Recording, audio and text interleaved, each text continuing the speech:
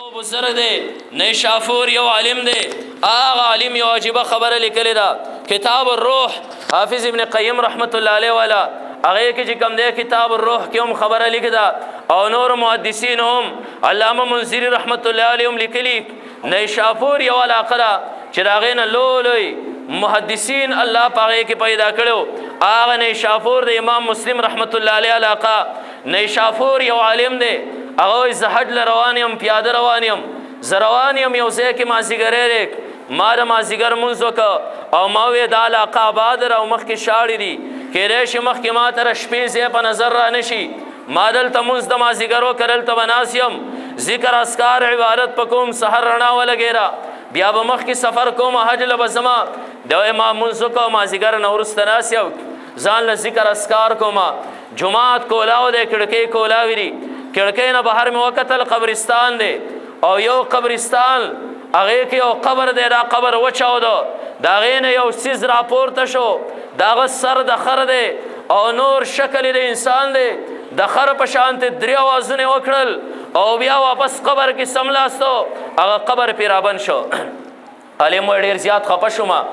لاړم بهر ته ووتم وم یېرېدمه خلکو ته مې دا ووی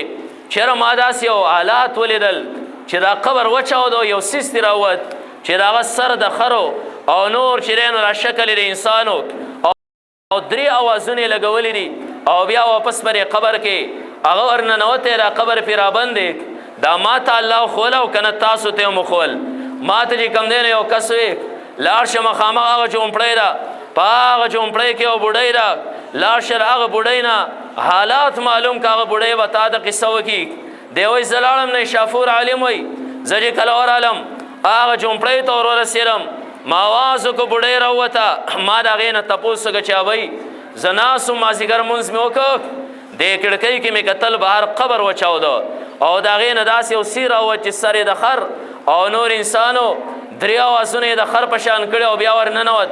ما ته خلک وی د دې نه تپوس وکړه قصه به درته دا وکړي ما ته یې بچیاک دا زما زوی دی درېیمه ورځ درې مړ دی زه چې کوم دی زما د سر نه د خاوند سوری الله واغستو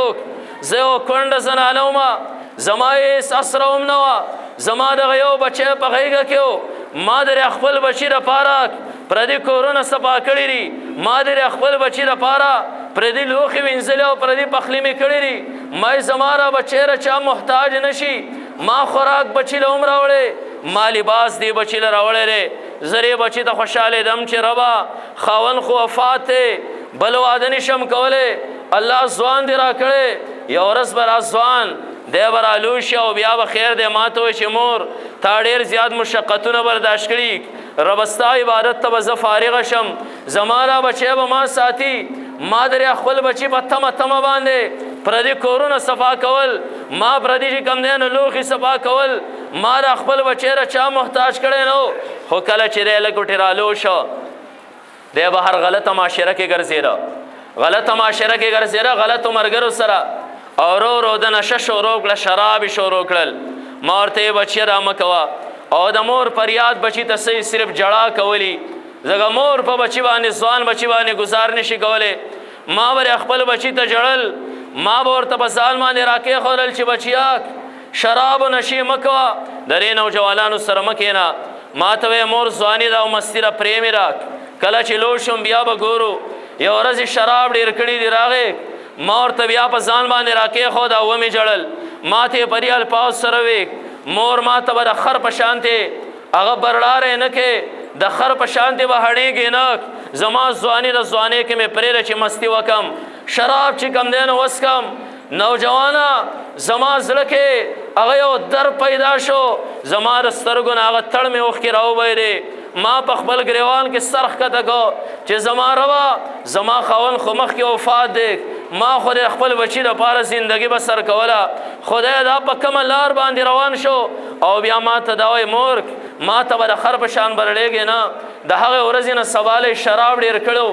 مړ را پسې هغه مرګرو کور ته راوړ موږ مازدیګر ټیم کې دفن کو په کم ټیم باندې موږ دفن کړی نن درېیمه ورځ ده چې دا دفن شوی دی خو درېیمه ورځ ده چې قبر شوي او دی په هغه ټیم باندې راوځي یوازې تا نه دی لیدلی تمام خلک یې د رس سره د خري نور جسم یې د انساني د خر په شان درې اوازونه کوي او بیا سر ښکته کوي دا صرف دا چې ماته مور د خر په شان به نه برړېږي